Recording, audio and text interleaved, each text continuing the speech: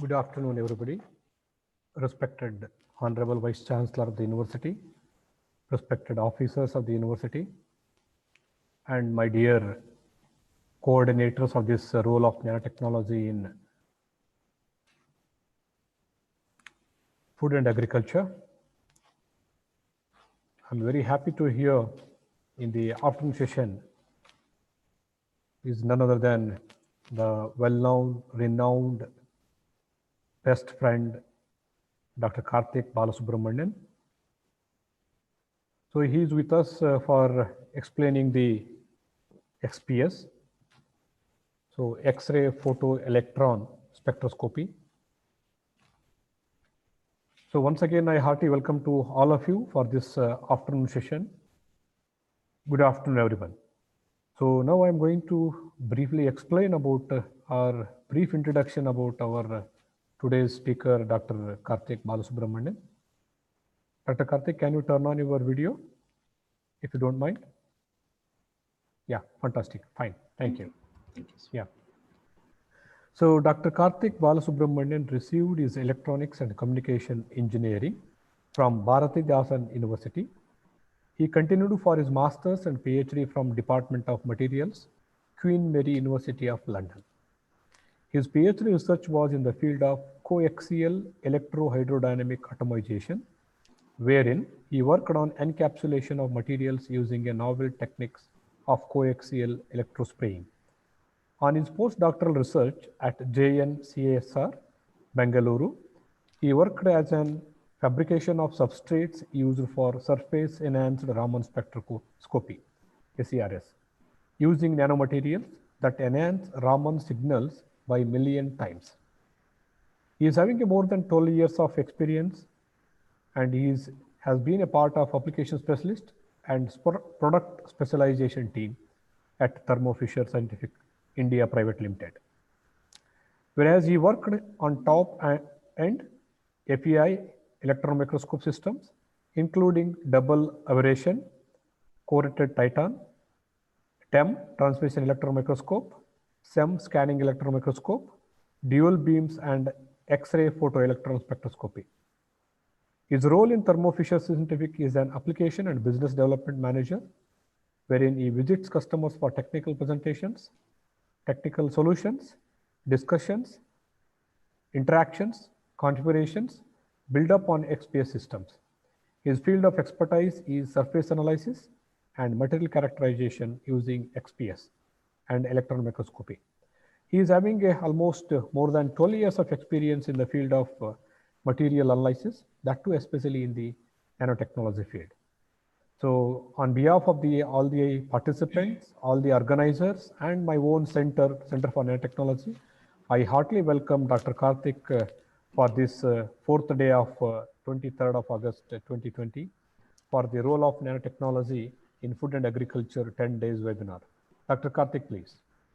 Thank you, sir. Thank you for a very warm introduction. And with your kind permission, and let me start sharing my screen, sir.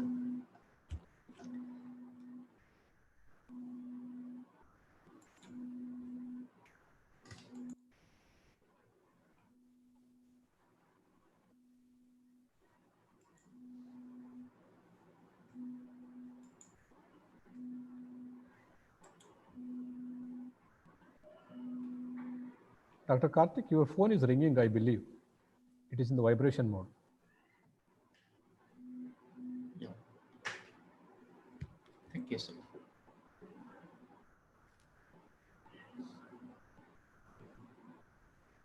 Did you turn on any fan on your something? Because we are getting some noise.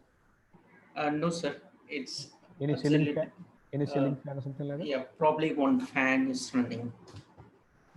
Let me try to get it off. Okay, please. No issues.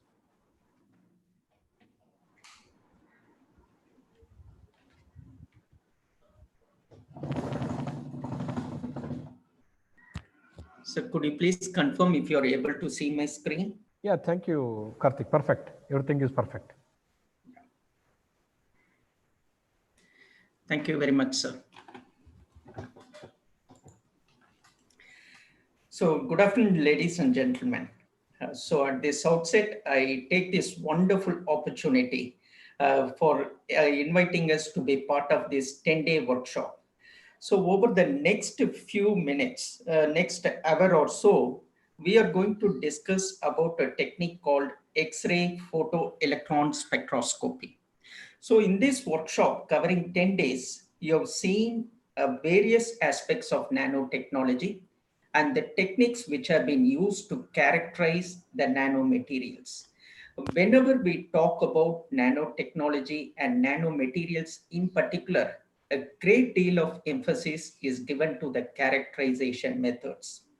So out of the many characterization techniques, what we have been seeing in the last few days, XPS holds a very unique platform in terms of characterization.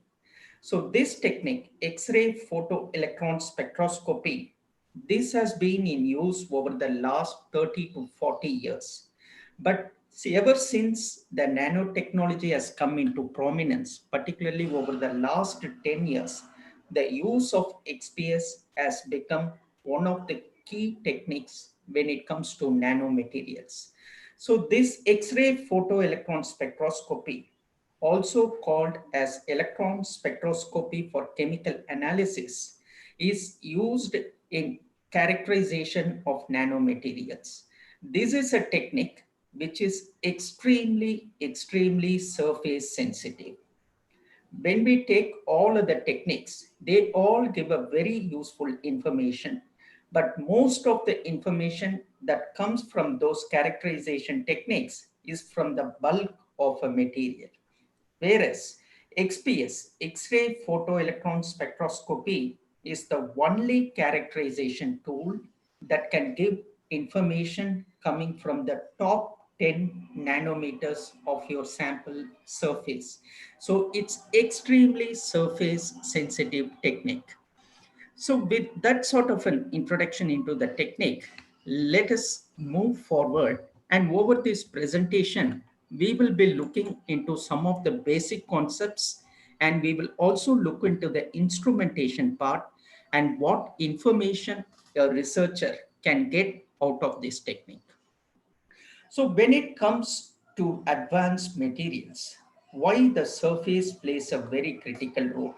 If you take any advanced materials, irrespective of industry or irrespective of the material what we work on, the surface plays a very critical role. It could be the petrochemical industry where they design the catalyst, or it can be the biomaterials where they try to implant the material in human body.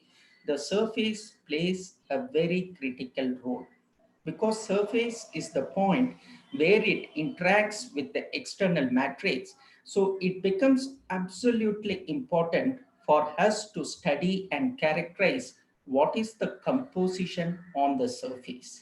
It is not only for advanced technologies such as the solar cells or the semiconductor industries.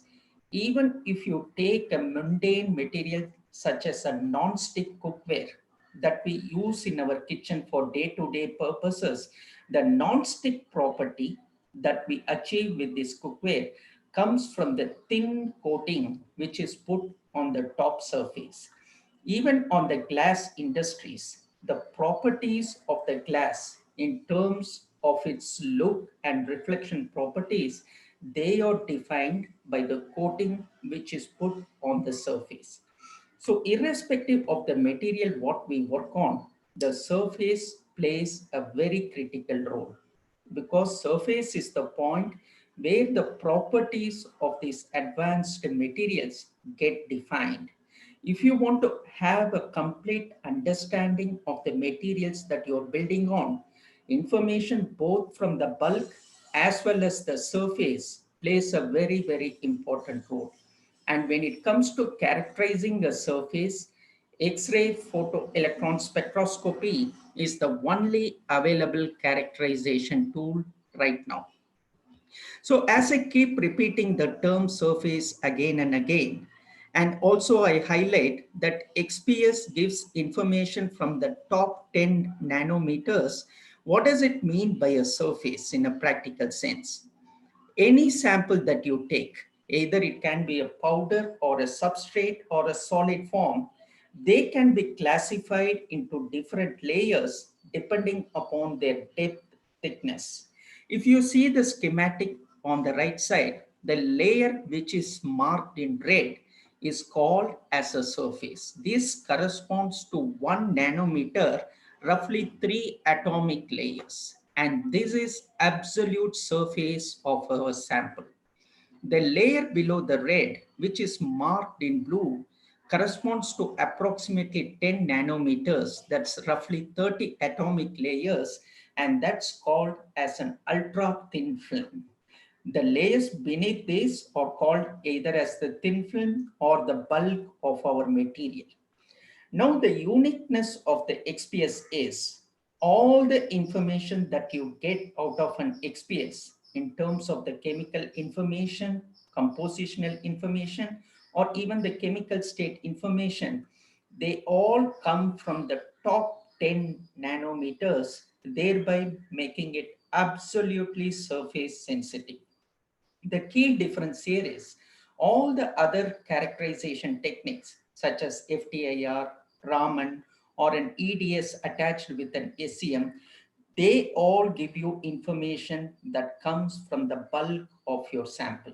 So if you want to have a complete understanding of your sample, wherein you're trying to tune the property of the material, then information both from the bulk as well as from the surface is crucial for your understanding.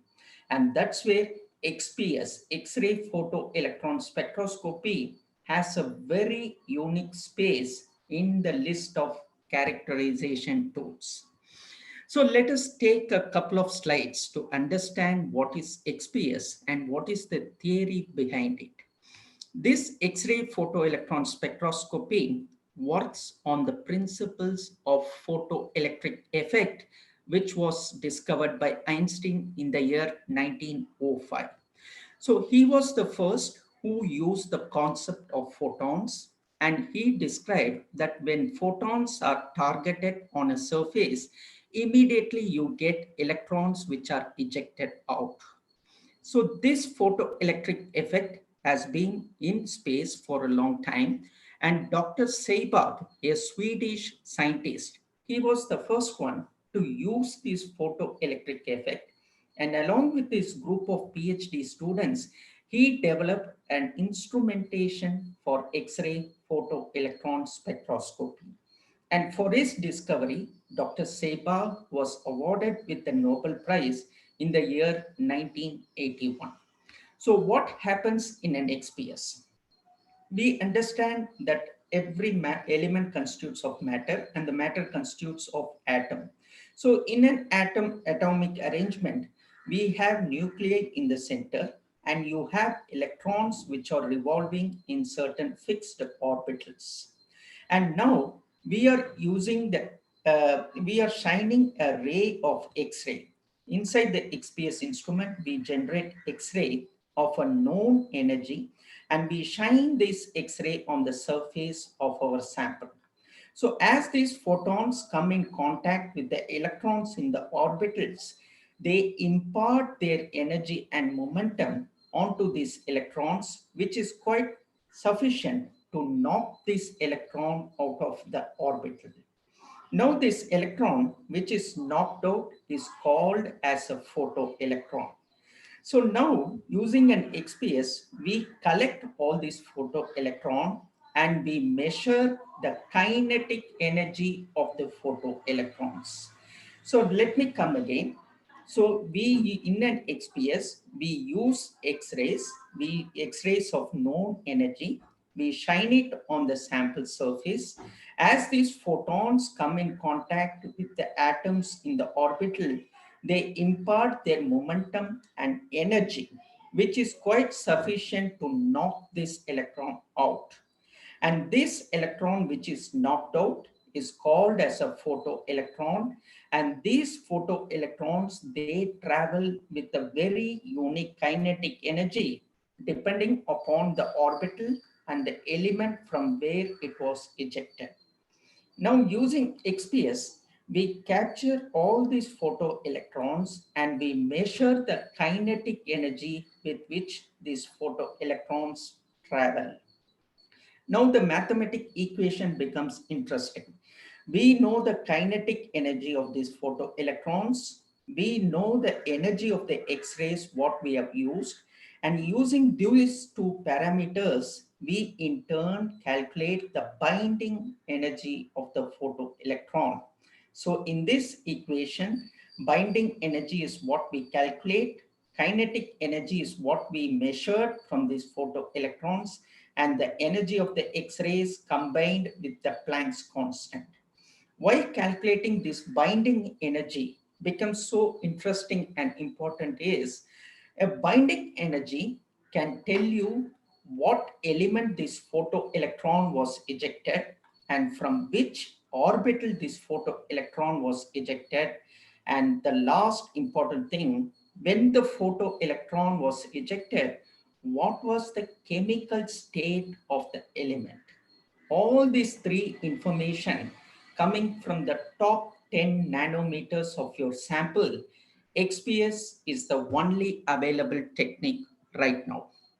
So stepping forward, this XPS is a technique which can give you both quantity as well as qualitative information. So when it comes to XPS measurements, usually there are two types of experiments that we do for all samples that get inside. The first is called as a survey scan, also called in literature as a wide scan. So this survey scan does a scanning for a large energy range, and this can tell you what all elements are present on the top surface. It can tell you not only what is present, it can also tell you how much is present in terms of atomic weight percent. Once you finish the survey scan, the second set of experiments is called as an high resolution scan. So where you choose a very small energy range and you run a high resolution scan for a longer duration. And this scan can tell you the chemical state that is present on particular energy scan, which is very important. So when it comes to XPS measurements, you will be able to know what is present, how much is present in terms of atomic weight percent, and it can also tell you the chemical state information from that particular region. So when it comes to XPS, every single element on the periodic table, with the exception of hydrogen and lithium, can be detected with great levels of accuracy than any other conventional measurement techniques. So stepping forward, we mentioned about the chemical state information. Here is an example where we take iron. When we take an iron, it can be in different chemical states. Either it can be as a pure metal ion, or it can be as an iron oxide, or it could be in a chemical state Fe2O3. So these three different chemical states of iron, they all exhibit a very unique binding energy. And using this unique binding energy, we are able to fingerprint the chemical state of that element on that particular region. And there are certain techniques which work extremely good for metals and semiconductors. And whereas when it comes to insulators or non-conducting materials, the performance usually drops down.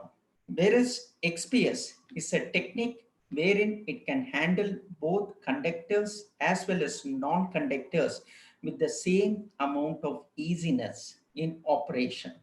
So here is an example where you see a spectra of three different polymers, and handling polymers or insulating materials has become a routine analysis technique with the advancements that has happened with instrumentation in recent years.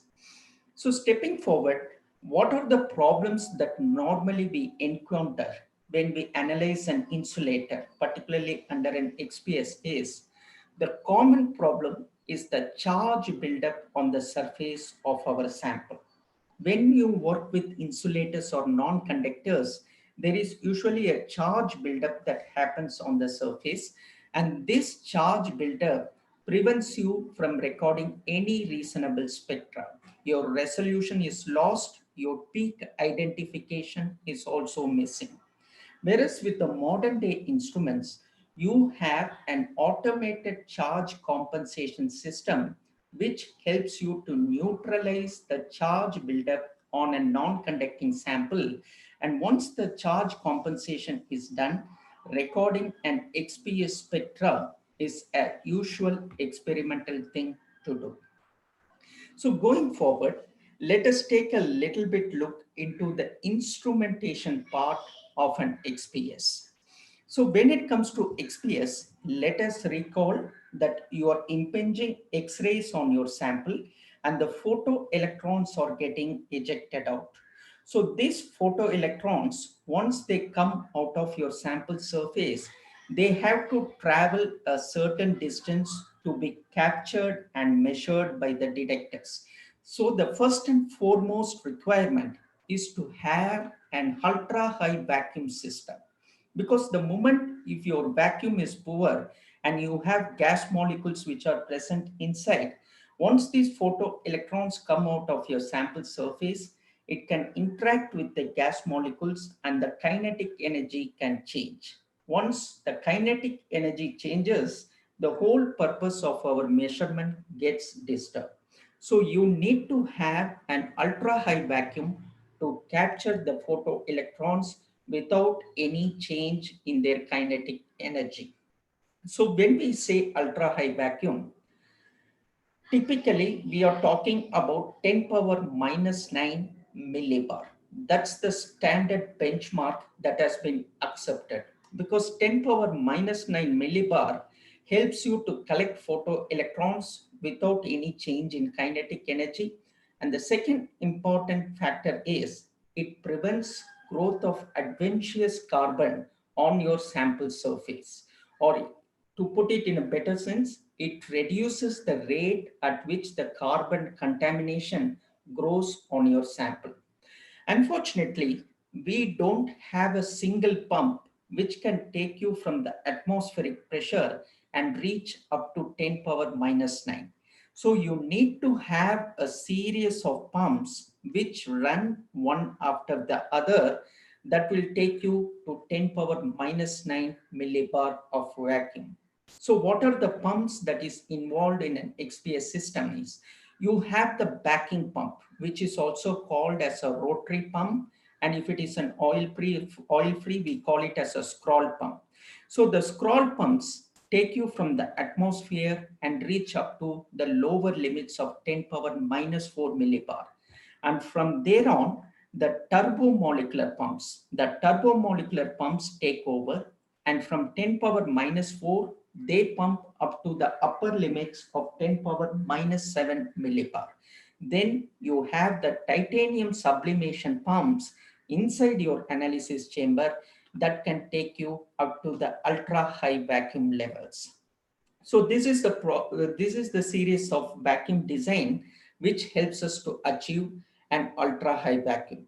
So when it comes to an XPS system, normally you have two chambers. One is called as the load lock chamber, where you insert the sample, and the second one is called as an analysis chamber, where all your XPS experiments are done. And getting further into the instrumentation part, since I mentioned about an ultra high vacuum system, it also means that the samples which have water content or moisture, they cannot be inserted without any sample preparation. You need to do certain sample preparation methods where you remove the water content or moisture before inserting into an XPS instrument. So when it comes to an XPS instrument, what are the main components of the instrument and how they contribute to our analysis? So this is a schematic of some of the main components that we will find in every single XPS system that you get to measure. Irrespective of the manufacturer and irrespective of the model, These are the components which are always present in every modern XPS instrument. So where do we start now? The first starting point is we need to have a means of generating X-rays. So how do we generate an X-ray? We use a thermionic emitter. A thermionic emitter in sense, we use a lab 6 lanthanum hexaborate source. So once you start heating a lab 6 filament, once the temperature overcomes the work function of the element, it starts emitting electrons. So these electrons are fine focused, so they go and hit the aluminum anode which is positioned there. So as these electrons hit the aluminum anode, you start getting aluminum X-rays which are ejected out. So now these X-rays which come out of the aluminum anode, they don't have a single uniform energy. There is a small delta E variation in energy. If you recall our mathematical equation, along with the kinetic energy, the energy of the X-rays is one of the crucial parameter to calculate binding energy. So you need to have a single number, single energy line of X-rays in order to have an accurate measurement of binding energy. So how do we achieve that? These X-rays which come out of the aluminum anode, they are made to pass through a monochromator. So this monochromator has a quasi-crystal where the spacing is kept as per the Bragg spacing. So the X-rays which correspond to 1486 eV, only they can pass through this quasi-crystal onto your sample. The rest, all the X-rays, they are reflected back. So this monochromator acts as a band pass filter. It will allow X-rays of a particular energy 1486 eV to pass through the monochromator and hit on the sample. So now we have generated an X-ray. We have filtered this X-ray. We have made it to pass through a monochromator where we get a single energy line. So as these X-rays go and hit on your sample, let us recall that the photoelectrons are ejected. These photoelectrons which are ejected from the sample surface, they start moving towards the detector. Combined with the ultra high vacuum and the biasing of these transfer lenses, these photoelectrons are pulled towards the hemispherical analyzer to reach to the detector. So that's why you need to have an ultra high vacuum where the kinetic energy of the photoelectron is not disturbed. Now, as these electrons, photoelectrons enter your hemispherical analyzer, if you recall in one of the earlier slides, we spoke about two set of experiments. One is a wide scan and the second one is a narrow energy scan.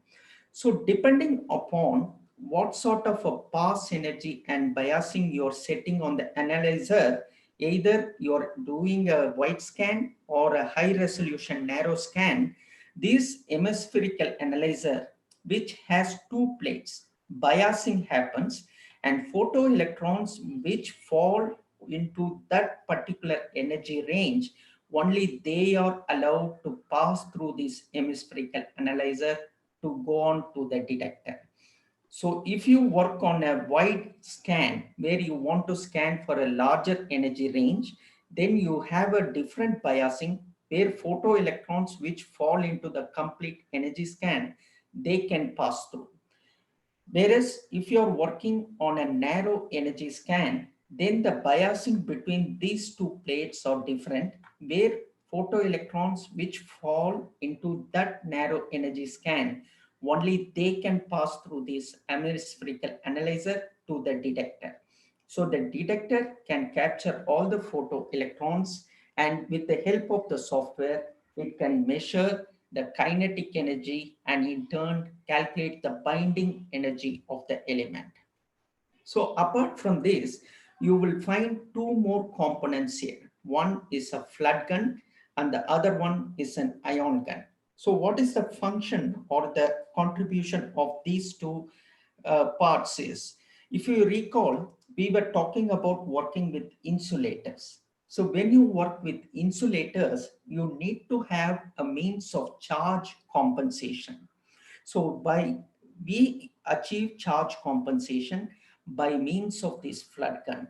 So this flood gun has both electrons and ions which can be pumped onto your sample surface. So depending upon either you're positively charged or negatively charged, you can flush in either ions which are positively charged or electrons which are negatively charged to achieve an ideal charge compensation on insulating samples. So apart from these important components, you will also have certain cameras which are inbuilt that will help you to choose the region of interest on your sample. So now the next question that comes to us is, how does an XPS compare with other techniques? If you take any analytical lab, there should be a different kind of characterization methods, and they all give you a very useful information. If you take techniques such as XRF, FTIR, Raman, or even an XRD, they all give you a very useful information. But let us recall, all the information that you get from these characterization techniques, they come from the bulk of your sample. Whereas when it comes to a surface, which is critical when it comes to how it behaves in a different environment, then characterizing by XPS is the only means of characterizing. So if I take the different analytical techniques and plot the requirements of a surface characterization, you will find that XPS is the only technique which fulfills all the requirements of a surface characterization, whereas the other techniques, even though they fulfill certain requirements, there is a shortcoming when on the other requirements of a surface characterization. So stepping forward, on an XPS, what are the different experimental types that can be performed? The point, line, or an area analysis is one of the very important analysis that we do on all samples. This helps us to collect the spectra from that particular point, area, or a line. Then this mapping, this chemical mapping helps us to understand the chemistry on the sample surface. It collects spectra from every single pixel on our sample, and it gives a distribution of the chemistry on the sample surface. A snapshot spectrum, when you load a sample and if you want to find out what is your region of interest, then the snapshot spectra gives you a quick view of what is the chemistry on that particular point. This depth profiling is becoming a very important experiment in modern day of measurements, because many a times our interest of measurement may not be only with the surface, may not be on the top 10 surface. We might be interested in what is the chemistry below the 10 nanometers.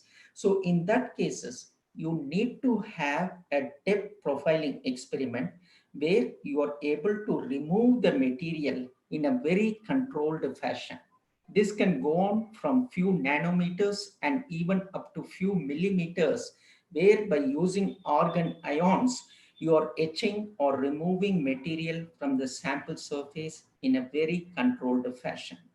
The last experiment is an angle dependent XPS, where you are tilting the sample at different tilt angles and you are making the X-rays to fall on a sample at a glancing angle. The advantage here is the information what you are getting from 10 nanometers. When you start tilting your sample, you get more and more surface features. Instead of 10 nanometers, you will get the critical information from the top 2 to 3 nanometers. So this is an absolute surface sensitive measurement technique. So for every sample that gets loaded into an XPS, we normally recommend all these experiments for us to get the full characterization on our samples. So to summarize what we have seen so far, XPS is a technique that works on a photoelectric effect.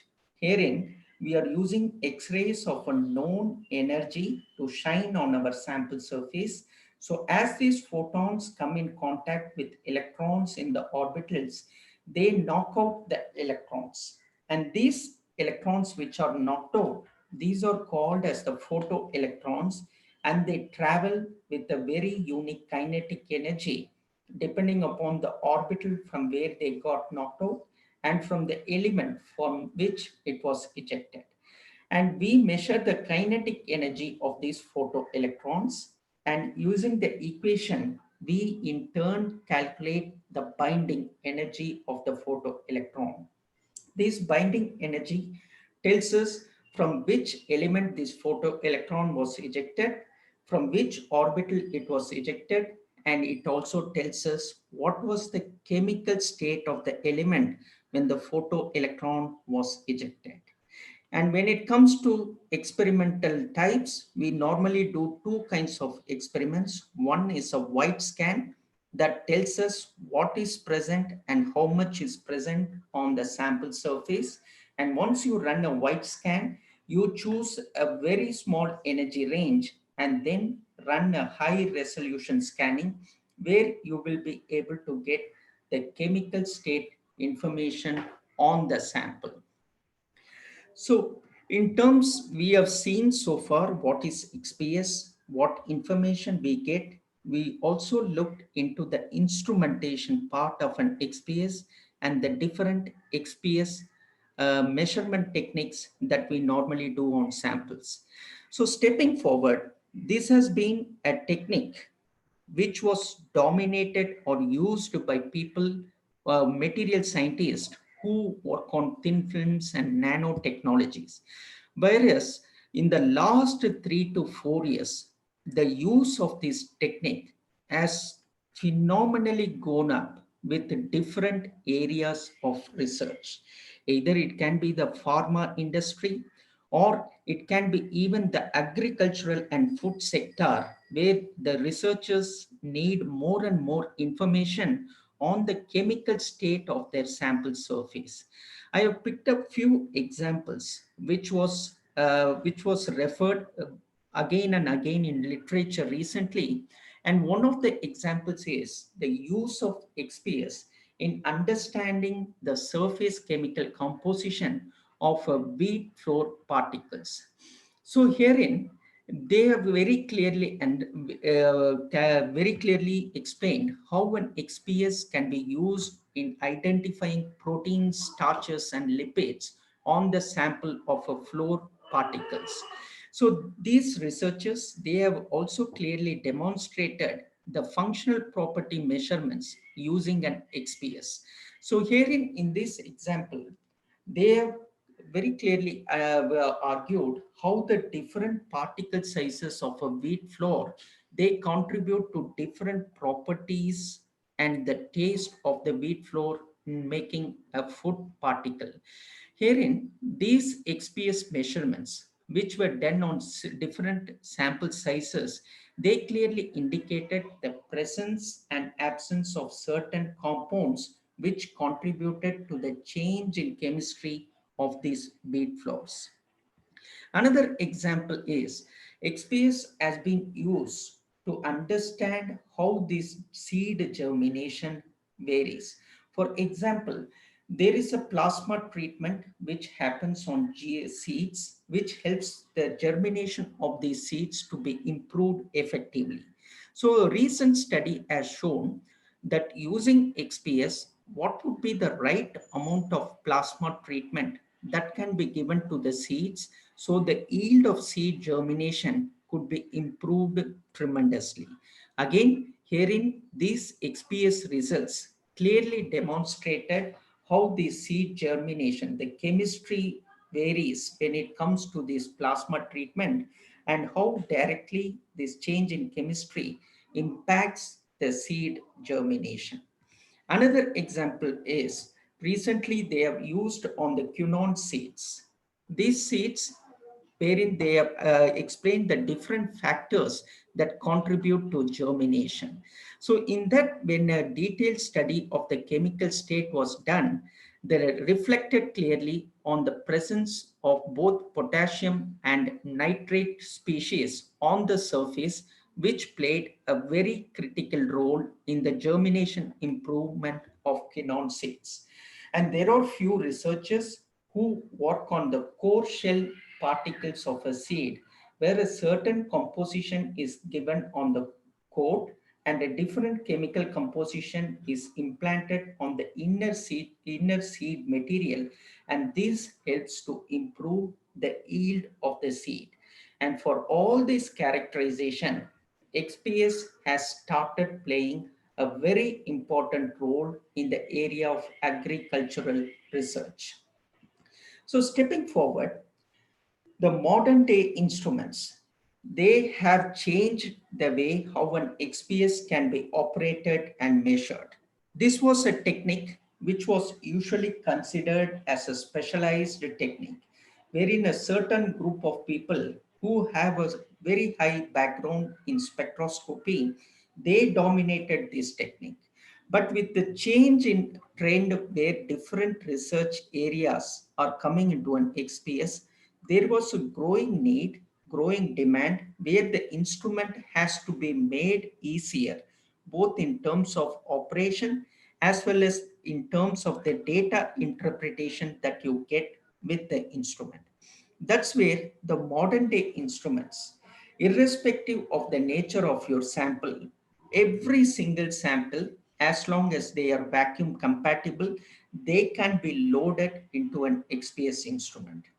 The modern day instruments are all compact and they have an automation which is inbuilt, and that helps us to undergo all the experiments that we discussed few slides before to be done automated way without the need of user interference in between. So if you recall the instrumentation part, where we discussed about the different parts of an XPS instrument, they all have been compactly designed to make a simple setup of an XPS instrument. The reason for showing this slide is, if you look into the previous generation of XPS instruments about 5 to 6 years before, an XPS instrument is something that occupies a very huge space in a lab. It needs at least 2 to 3 dedicated persons to take care of the sample operation.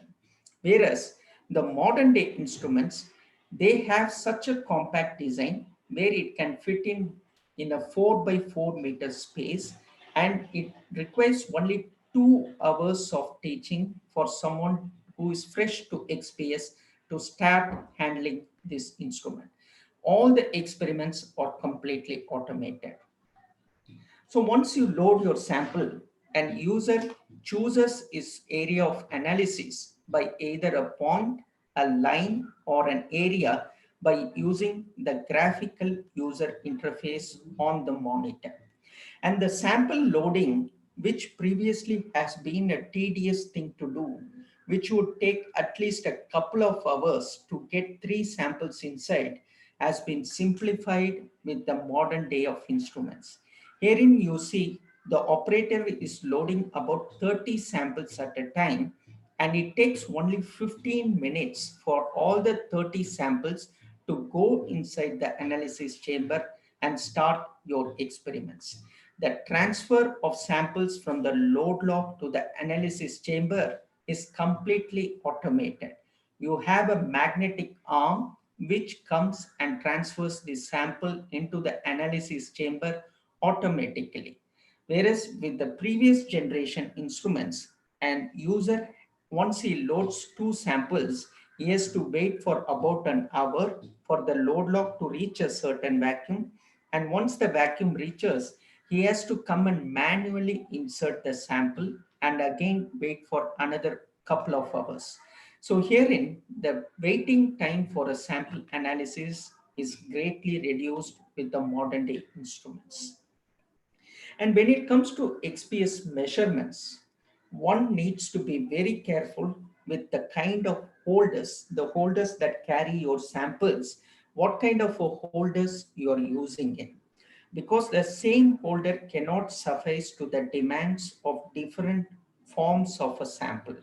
You need to have a dedicated holder for powder samples, wherein there are different slots which are given for powders. If you don't use this powder sample, then you can expect cross contamination to happen from one powder sample to another. So a user has to be very careful in what kind of a holder he is using for powder samples. If someone is working on a fiber sample, fibers normally encounter a huge background in the spectra. So if you want to reduce the background, then you need to use a dedicated fiber holder. And if you want to etch off certain material from your sample, which is a depth profiling experiment, then it is recommended that you use a rotational holder wherein the accuracy of your depth profiling can be improved many folds. So these are the different options which are available with holders. If you recall one of the experiments wherein we discussed about angle dependent XPS, where you are tilting the sample at a different tilt angles, so you end up getting more and more surface features. So this holder enables you to tilt from minus 90 to plus 90 degrees, so you get more and more surface features out of your sample. In case if your samples are very sensitive, the moment you expose it to atmosphere, there are samples where the chemical state information can quickly change on. For those kind of sensitive samples, we have a vacuum transfer module. This sample holder helps to transfer the samples in an inert atmosphere without changing the chemistry on the sample. So all these experiments, what we have discussed so far, they need to be controlled by a software. The modern day instruments, they all come with a licensed software that helps you to not only control the vacuum, run your experiments and acquire data, and it also helps you to process the data and generate a report. There are great levels of automation that have come into the software where in terms of the data interpretation, the user gets a lot of assistance. For example, Thermo Fisher instruments have a facility which is called knowledge view.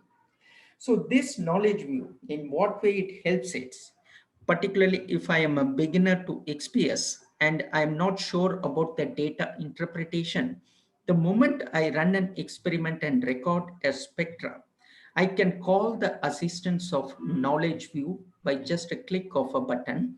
So this knowledge view does a background subtraction. It marks all the sharp points and the weak satellite points, and using those points, it goes into the XPS Atlas of libraries. This atlas is a collection of all the XPS spectral library which has been reported in the literature.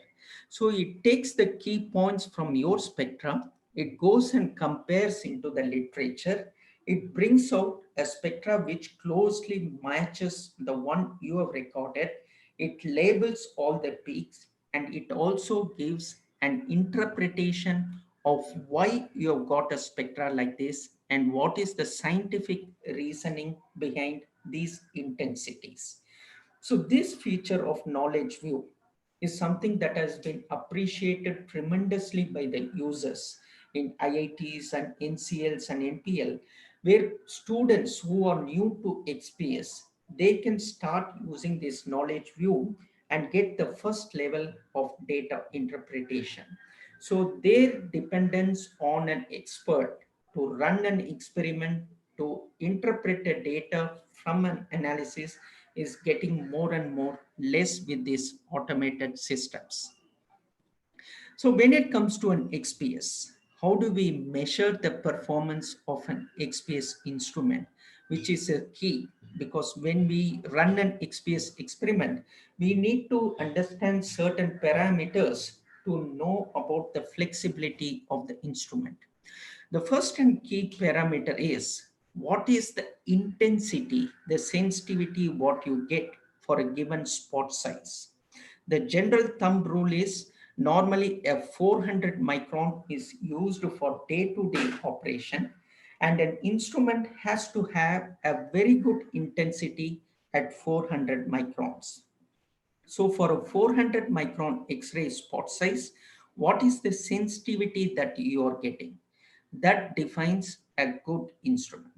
And the second aspect is when you have instruments which are giving a very high sensitivity, say for example 4 million counts or something, then your ability to collect data is very quick. Even if you have weak signals on your sample, you can run and collect more data quickly. And when you have more sensitivity, you are able to get better chemical resolution. So these are some of the advantages having an instrument with a high sensitivity. And one more point to be noted is when you go for an XPS recording, the trick of the game is like everyone tries to have very high intensity. But what X-ray power you are using to achieve a certain intensity is the key to an experiment.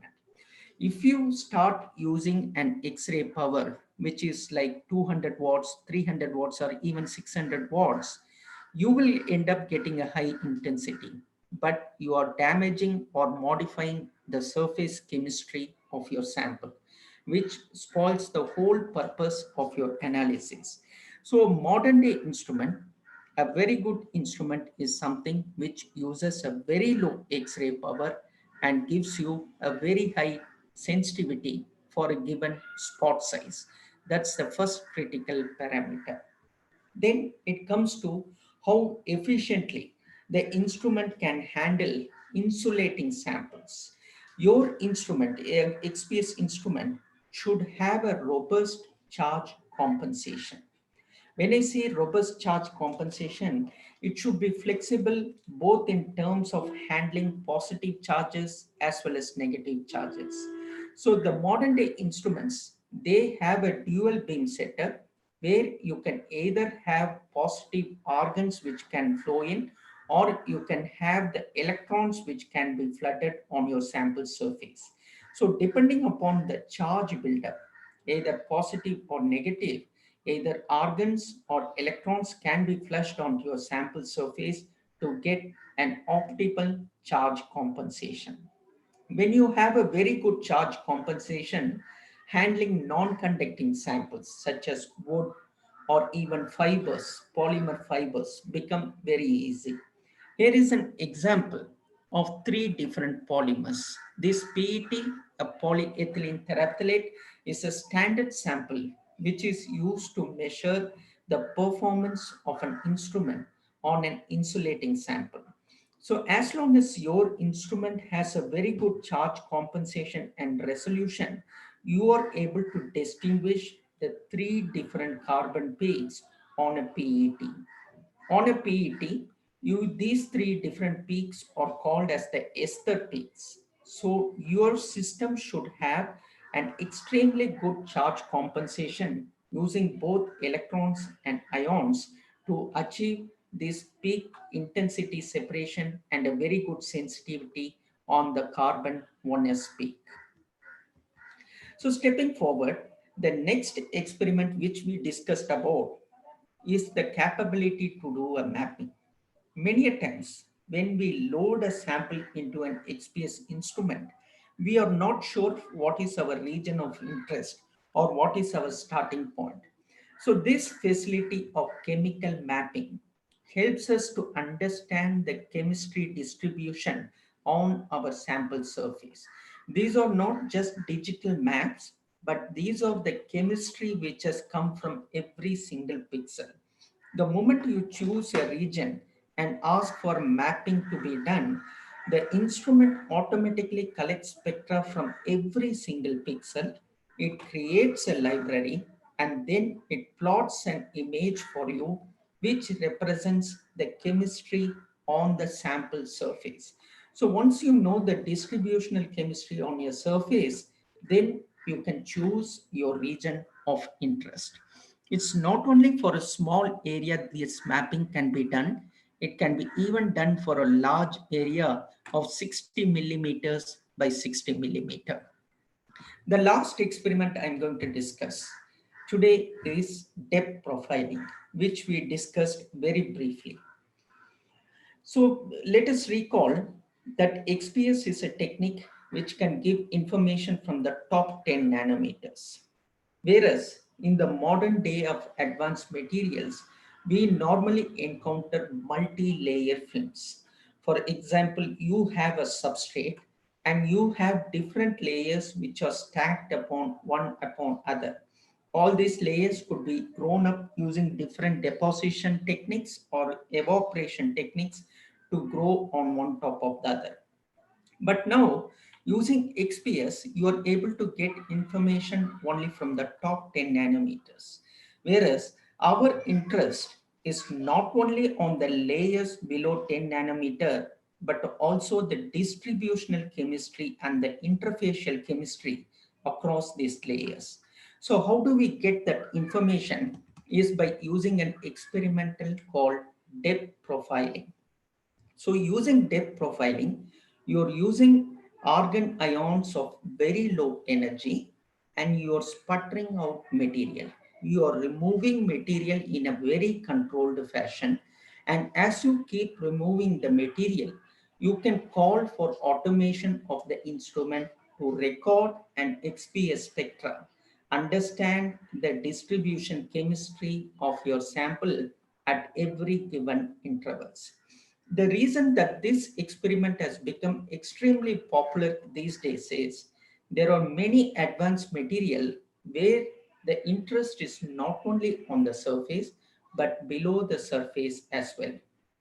Researchers are interested in order to understand the chemistry at interfaces and also the distribution chemistry at different layers. Most of the advanced materials use this depth profiling experiment for their analysis. And one more reason why we use this depth profiling is since XPS is a very surface sensitive technique, many a times you will always find adventitious carbon which is on the sample surface. So not only to remove material, but also to do contamination cleaning, surface cleaning, you need to have this depth profiling to remove the carbon contamination.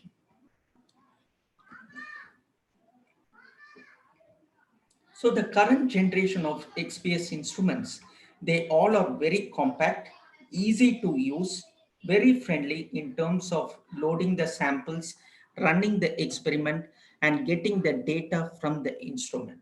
This is possible with the automated instruments which are available right now. And all these experiments, what we mentioned and discussed now, they can be controlled by a licensed software which comes along with this instrument. And this licensed software helps you to load the samples. It takes care of the vacuum as well. Previously, you need to have a dedicated person who takes care of the vacuum, switching on the pumps and switching off it manually. Whereas now you have pneumatic locks which can be operated automatically and taken care by the software. Then the software helps you to acquire data, process the data with an interpretation, and the last thing, it also helps you to generate a report, particularly in a central instrumentation facility where you have many users coming to use the facility. You need to have a software which is user friendly, flexible, and helps you to interpret the data quickly and generate a report. And a last slide that I would like to briefly highlight is we discussed about the automated instruments which can do the point analysis, imaging, depth profiling, and angle dependent experiments. There is an advanced version as well. The recent demands have prompted us to include this automation which can give you complementary techniques. When I say complementary techniques, one of the technique that has come up recently is called ISS, that stands for ion scattering spectroscopy. XPS can give information from the top 10 nanometers, which is roughly about 30 atomic layers, whereas this ion scattering spectroscopy gives information from the top 1 atomic layer. Just a monolayer chemical information can be achieved by using an ISS. This is useful for people who work on catalysis, people who grow films using atomic layer deposition, where their interest is to achieve a monolayer information from the top 1 atomic surface. The next complementary technique which is possible is ultraviolet photoelectron spectroscopy. Many of the researchers who work with semiconductor and photovoltaic materials, they are interested to understand the valence band information of a sample, the work function of a sample. So using an UPS, it is an automated experiment which helps us to get the valence band information of a sample. One of the key improvements that has happened recently is the possibility of integrating a Raman with an XPS. Because many a times when it comes to 2D materials, these two techniques are always used. A Raman for the structural identification and XPS for the chemical composition. So it sounded a great idea to integrate both these techniques together.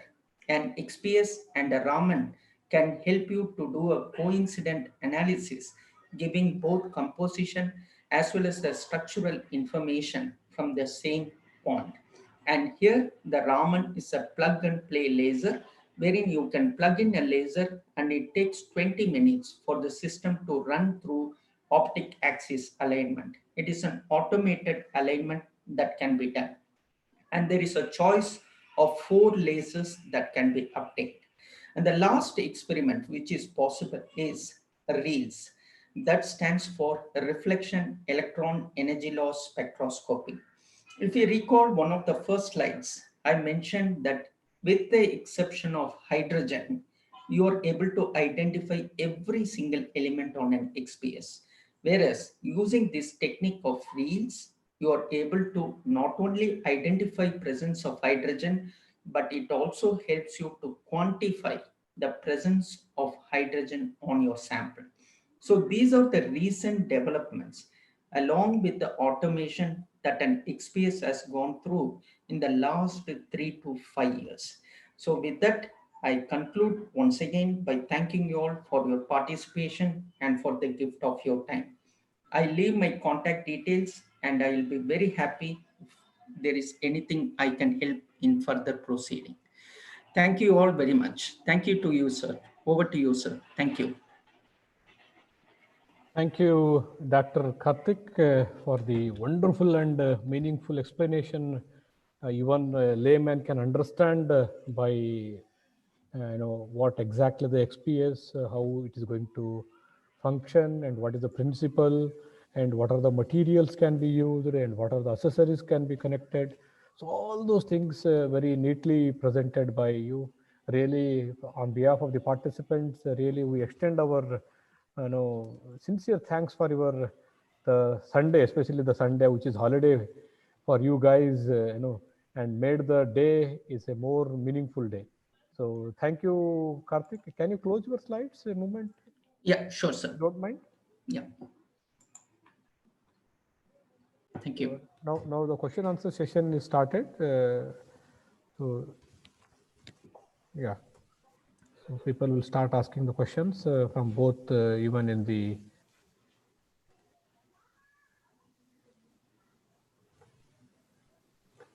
just a moment.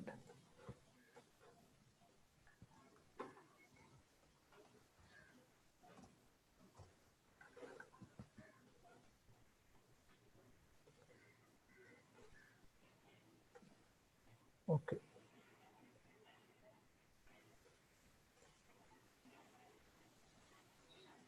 Wait for 2 minutes because I just turned on the chat box. Yeah. The people are there in.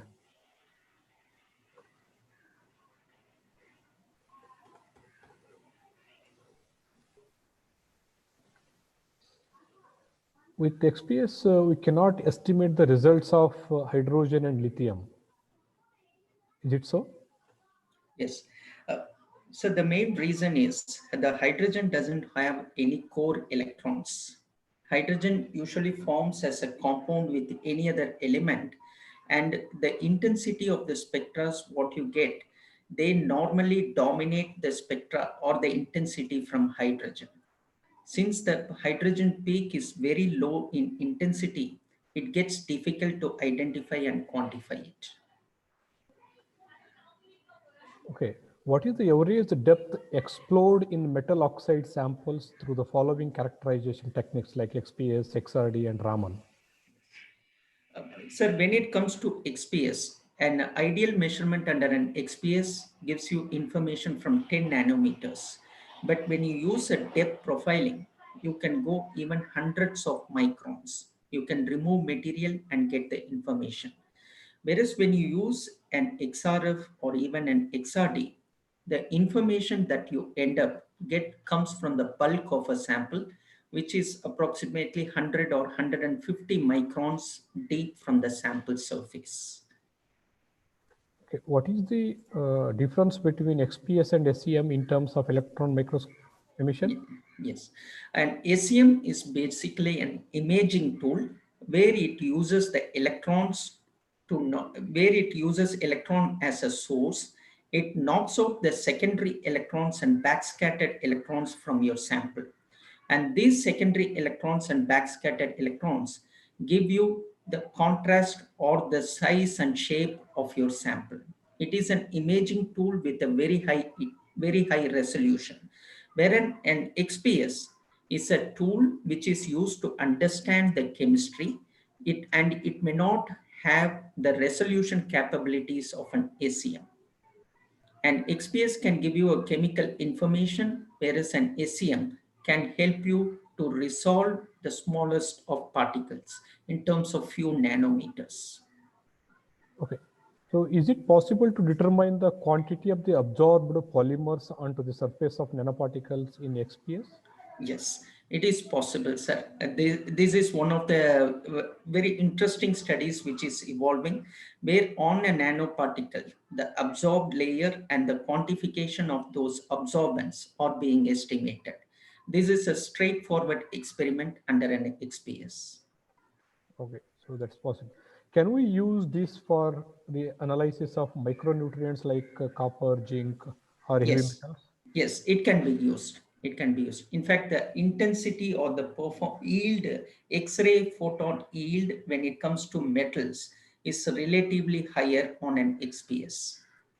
Okay, so that means the effect is more and giving the good result. Exactly. Yes. Okay, solid and liquid samples are studied in XPS. Is there any possibility to study the monolayer study of gaseous samples as Yes. it works in vacuum? Yes. It is possible by using an attachment called ion scattering spectroscopy, where you can pass on a gas on your sample surface and you can understand what is the absorption ratio over the monolayer using an ISS. But this needs a special attachment in ISS. Okay, so how XPS is differ from EDS? Yes, very nice, sir. And EDS is an attachment which comes along with an ACM. Yes, yes. So an EDS also gives you the elemental composition. It tells you what elements are present and what is the compositional ratios also it gives you.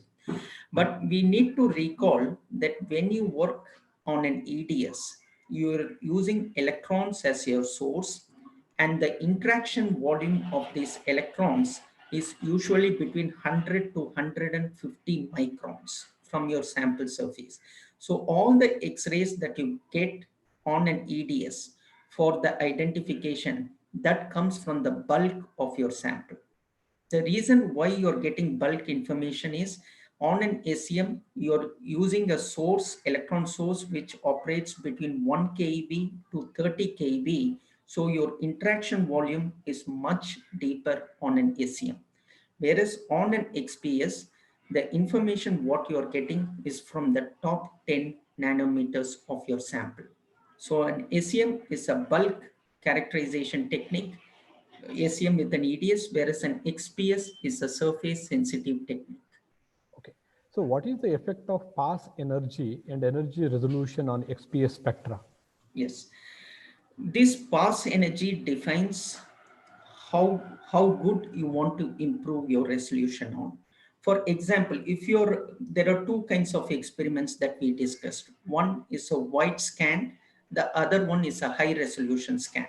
When you run a wide scan, normally we go with a pass energy of 200 or even 300, because our goal in a wide scan is to identify what elements are present, and here we are not bothered about the resolution. So we are using a high pass energy. Whereas the second set of experiments, which is a high energy scan, high resolution scan, typically you operate with a pass energy of 30 to 50 EV. So here our objective is to have a very high resolution rather than the intensity of our recording. So it's always a balance between either you want to have a high intensity or high resolution. When you want a high intensity, you go for a poor pass energy, typically 200. And when you want a high resolution, you compensate on the intensity and you go for a low pass energy, typically 30 or 50 EV. Okay. So how do you measure the bond strength in a molecule? So there is a chart which is available on the XPS Atlas. For a Okay. certain chemical composition, you are able to estimate the bond strength using by comparing this atlas. That is very possible. And the software which comes along with the instrument that helps us or assists us to make a certain conclusion about these bond strengths. Okay. So can we use XPS for food adulteration and contamination detection? Very much, sir. Very much. This is a very upcoming topic in the recent trends where the adulteration, these are being used very actively in milk powder industries. In milk powders, where the adulteration concentration that greatly depends on the surface properties of a sample. So, an XPS has made inroads into the milk and dairy segment where analyses are being made in order to estimate the adulteration in a milk powder. So this is a very upcoming topic these days. Okay. Then how can we tackle with interference of two peaks in XPS? Yes, very nice. In fact, when we work with bimetallics, sometimes it happens that you get two peaks which sort of overlaps with each other. When you have an overlap of peak intensities, then the right approach should be is you should start looking into the satellite peaks, because two elements can have a high intensity peak at a single energy level, but the satellite peaks, they will differ from each other. They cannot overlap with each other. So the best way is start interpreting the satellite peaks which are different from each other and then fingerprint the material. Okay. So you have mentioned during your presentation plasma treatment given to clothing. What kind of result can we expect? Yes.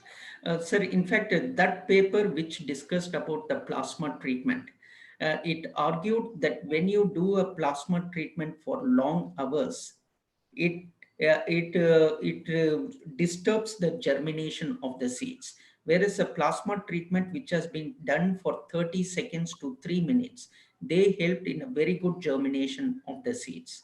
But in order to estimate this, the authors did an XPS characterization which gave the results precisely. Okay. Can we find out the amount of nano finish applied on the fabric through XPS? In terms of quantification, Yeah, yes. in terms of quantification. Yes, it is very much possible. In fact, the quantification that you get out of an XPS is of 0.05 atomic weight percent accuracy. In Oh, comparison, if you take the quantification, what we get out of an EDS attached with an SEM, the quantification, the error in quantification accuracy varies between 2 to 5%. Whereas on an XPS, it's 0.05 atomic weight percent. oh, oh, oh. Okay. So for quantification of any composition using XPS, initial calibration or information is required. How much? Yes, in fact, on an XPS, we use certain calibration standards. The straightforward calibration which is used is the carbon. Carbon is present in almost every sample, the adventitious carbon, and we go by calibrating the peak at 285 EV. 285 EV corresponds to carbon 1s peak, and before we do any measurements, we calibrate the instrument whether the adventitious carbon is matching. Yeah. Okay. So what is the application of XPS with respect to nanoparticle characterization? It gives the chemical composition. So give me a second. Okay. Sorry.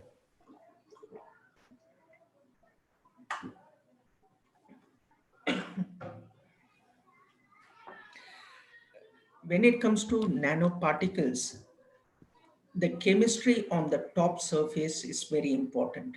Apart from the size dependency, the chemistry which is on the top surface is very important. Particularly the chemical state information of those nanoparticles can be obtained using XPS.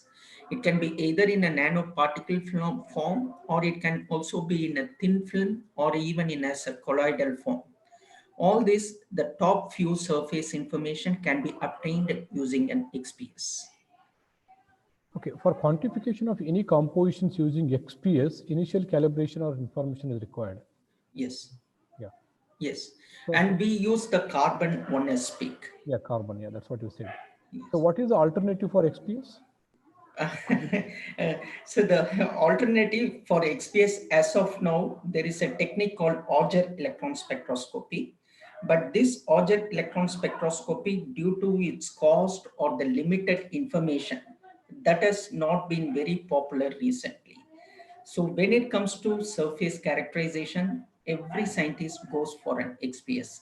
In fact, when someone talks about the properties of a material or the functional properties of a material, a characterization without an XPS is never accepted. So as of now, there is no complementary technique to an XPS that can be said. Okay. What is the effect of antiferromagnetic coupling of metal d electrons and Legends radicals on XPX satellite peak intensity? Okay. Uh, so can you repeat me the question Yeah, again, sir? sure. What is the effect of antiferromagnetic coupling of Okay. metal d electronics and Legends radicals on XPS satellite peak intensity? Okay. I'm not sure what would it would be, sir. I'm honestly not sure. Probably I could check the answer for this and get back to you, sir. Okay, If you can please drop me that one. sure. XPS can change the characterization of the seeds so that we can get better yield. Is it so? Yes. Sir, if I can recall one of my discussions which happened with the University of Agricultural Sciences, GKVK, Bangalore, one of the researchers, what they are doing is they are using a seed which has a core and a coat. They Yes. are having two different chemistries on the core and coat, whereas they are trying to work on the coating, in the chemistry on the coating in order to improve the yield. And for those kind of studies, they have tried different techniques, but XPS is something which seemed to give them a very useful information, particularly to increase the yield of the seeds. Okay. So this is one discussion recently we had at GKVK Bangalore, and similar studies have come from Dharwad as well, and Okay. University in Dharwad, where researchers are interested. Okay. So what about the investment cost of XPS and operational cost as compared to other analytical tools? Do you have Yes. any idea? Yes, the operational cost of an XPS, particularly with the modern day instruments, is pretty low, sir, because these instruments are completely automated, where it needs a minimal intervention from the operator to the instrument. So the chances of an instrument failure or a breakdown is greatly reduced with the modern automated systems. So the operational cost is very low.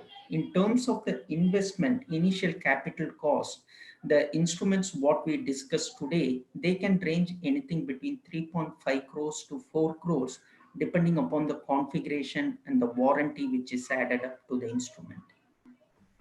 Okay, so do you have any application center in India? Sir, right now we don't have application centers in India, but we have an application lab in UK, East Grinstead, where they are very happy to receive samples and they can do analysis. In India, if you want to see the instrument run your sample, there are many places like NCL Pune, IIT BHU Varanasi. In fact, one we are installing in IAC Bangalore once the lockdown is over. So there are about 16, 17 installations all over India. We can take to any of the customer labs and we can perform a demo there. Okay, is there any possibility for sample analysis in these? Very much, sir. Very much. In fact, we want to make a progress in this interesting field of agricultural seeds. So we've been meeting customers and we are requesting some interesting samples and a research challenge where we can analyze with our set of application scientists and we can come out with some sort of sample results. So this possibility of sample analysis is very much there, and we invite samples, interesting samples where you need to have challenging results. Okay, one of the scientists wants to analyze their samples in the either it may be in India or abroad. So, is it possible from your end? Absolutely, sir. Absolutely. We'll be very happy to do it. Okay, I'll just connect to scientist. Dr. Deepa, can you talk to Karthik? You can unmute yourself, Dr. Deepa. Hi, good afternoon, first of all. Am I audible? Yes, Very yes, much. yes, Yes, Deepa. Dr. Deepa. Yeah. Your talk is very, very, very nice. And moreover, I have published one nature paper also with your instrument in IASC. It is a well maintained, but we are working in a small organization like I am from ICR, and we don't have so much money to invest for procuring this equipment and their maintenance. So, is it possible if you can open a application center where we on chargeable basis we will be able to send samples, because that will really help us. If you can suggest to your I mean to say company or your team, that will be a great help for scientists like me, because very nice work I have started on nanosensors, that is means on pest management. So you told that you can send, means we can send samples on UK. So Yes. would you please share your address so that we can send the samples to UK? Definitely, ma'am. Thank you so much for your feedback. In fact, I will pass on this feedback to our organization. And in terms of sample analysis at the factory, yes, it is very much possible. But if you're looking for a center where you want to analysis on a long-term collaboration, where you want to keep sending samples on a regular time period, they analyze your samples and send you back, we can suggest a few centers. For example, places like NCL Pune, IIT Mandi, they charge very less for government organization. For a sample analysis, their charges are very less, and usually the turnaround time is very quick when you send your sample. So if you're looking for a long-term association on a sample analysis, we can direct you to either NCL Pune, IIT Mandi or IIT BHU, wherever you feel comfortable. And if it is a sort of one-time analysis you want to do, we can take your samples and send it to factory as well. Not a problem. No, sir, it is not mountain analysis because I have a service of another 20 years. And Okay. Okay, Deepa, I will connect his contact details as well as the email ID for the further. Yeah, thanks a lot. yeah, yeah. Thank you. Thank Thank you. you, ma'am. Okay, now we have a question answer session. Can you spare another 5-10 minutes, Dr. Karthik? Sure, sir. Sure. Okay, Yeah. okay. So nano encapsules, which are generally 150 to 200 nanometer in size, how can these be studied under XPS? Yes, very Even nice less than that. question, sir. Yeah. Very nice, very nice. Sir, when it comes to XPS, XPS is not an instrument which can resolve smaller objects. If you see, the best spatial resolution of the modern XPS instruments is about 50 microns. 50 micron is the smallest spot size that you can have on an XPS. So when you have a 50 micron spot size, resolving a micro capsule which is about 100 nanometers, that will not be possible. So you need to have a group of nanoparticles which are made in terms of a pellet. So they at least come to a 50 micron size. So it can be resolved for XPS analysis.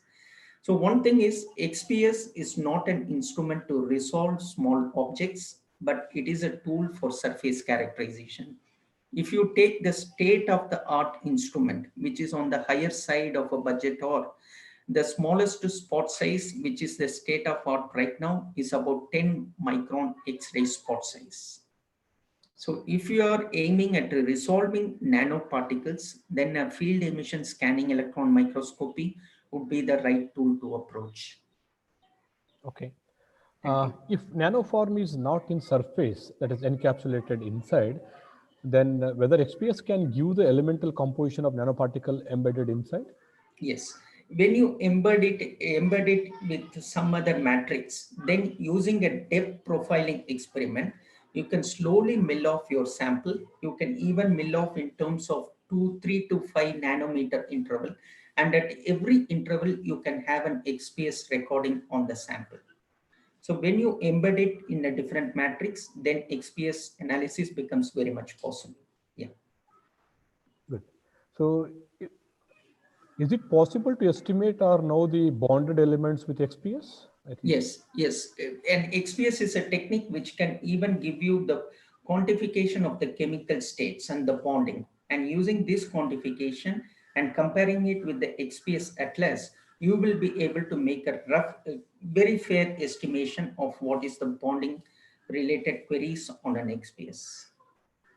good. So, Dr. Karthik, I think we have almost done all the question and answer from the YouTube as well as in the Zoom chat section.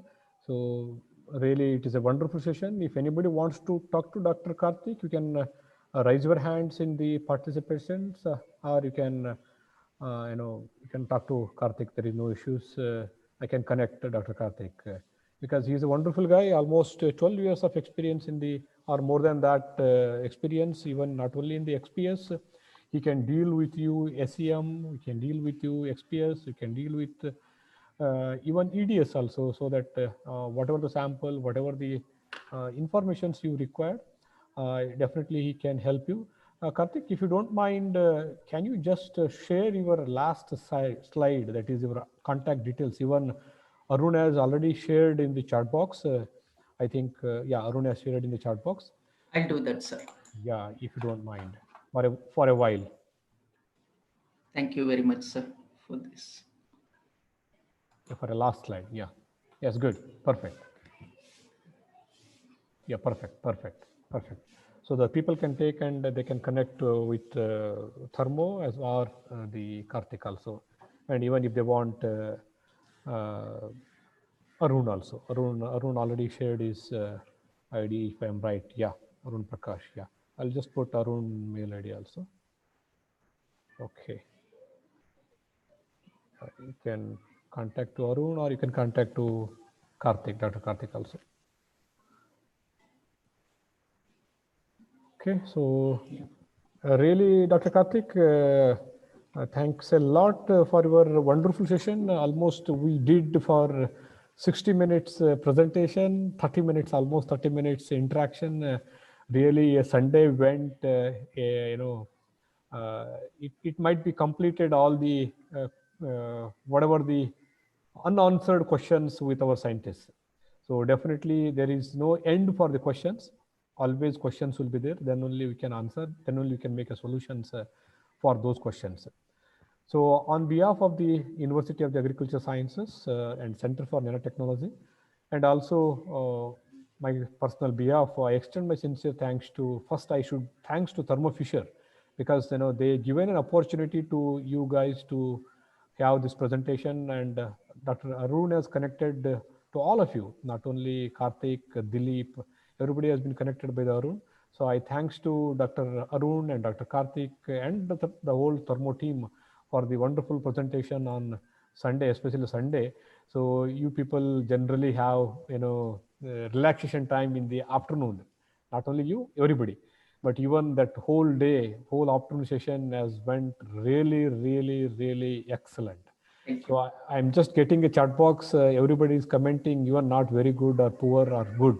Everybody is giving a chat box as excellent. So really, it is an excellent presentation, Dr. Karthik, and made the day wonderful. So once again, on behalf of all the participants, I wholeheartedly thank you for your wonderful presentation. Thank you, Karthik. Thank you, sir. Thank you. Yeah. So this is a small information for my dearest fellow participants, delegates, I can say.